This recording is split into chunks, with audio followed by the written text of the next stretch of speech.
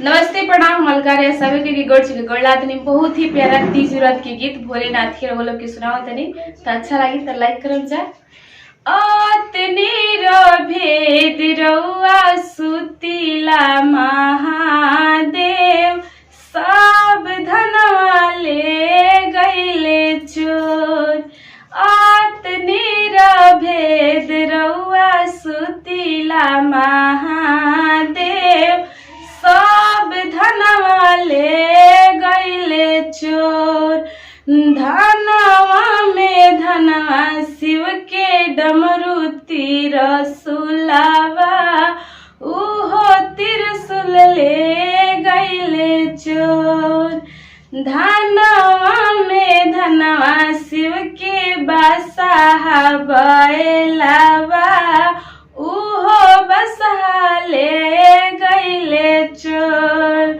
अतनी भेद रउआ सुतीला महादेव सब धनवा ले गईले चोर। अतनी भेद रउआ सुतीला महादेव सब धनवा ले गईले चोर।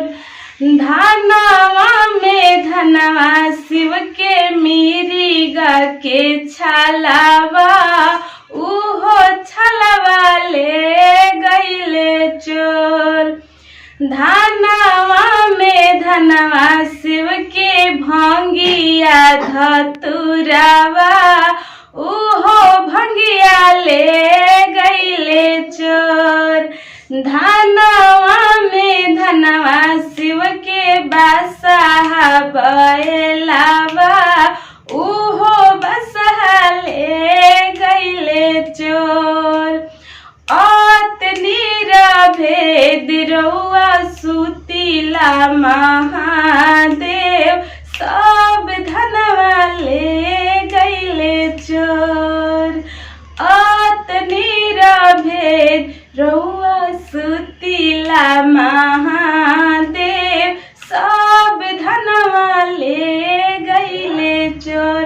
नमस्ते प्रणाम सभी को प्रणाम करते रही और वीडियो अच्छा लगता है लाइक करी कमेंट करी और शेयर करी और चैनल पे नया बानी तो चिपकू कॉमेडी की सब्सक्राइब करी और ऐसे अपन प्यार बनौल रखी। Love you.